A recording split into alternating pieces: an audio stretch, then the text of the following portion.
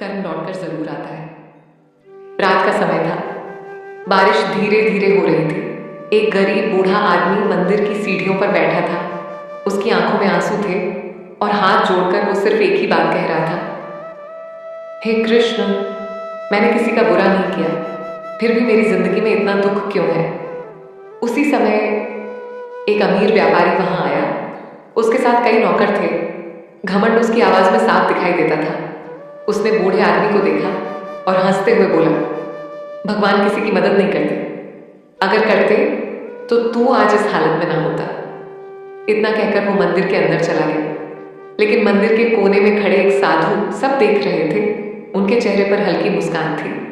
कुछ देर बाद व्यापारी भगवान श्री कृष्ण की मूर्ति के सामने खड़ा होकर बोला, हे कृष्ण, मुझे और धन दो और ताकत दो। साधु धीरे से उसके पास आए और बोले, बेटा, धन कमाने से पहले कर्म कमाओ, क्योंकि कर्म ही इंसान का असली धन होता है। व्यापारी हंस पड़ा। कर्म वर्म कुछ नहीं होता बाबा, इस दुनिया में सिर्फ पैसा चलता है। साधु शांत स्वर में बोले, समय आने पर श्री कृष्ण हर कर्म का फल देते हैं। व्यापारी ने उनकी बात का मजाक उड़ाया और वहां से चला गया।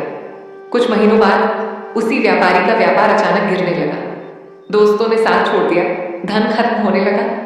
एक दिन वो भूखा प्यासा सड़क पर बैठा था, तभी वहां वही बूढ़ा आदमी आया।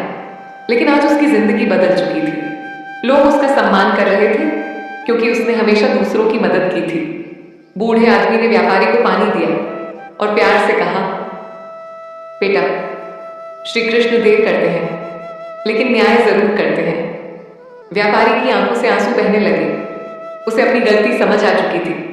उसने आसमान की तरफ देखा और रोते हुए बोला, हे कृष्ण, आज समझ आया कि कर्म लौटकर जरूर आता है। तभी मंदिर की घंटियां बजने लगी और ऐसा लगा जैसे स्वयं श्री कृष्ण मुस्कुरा रहे हों।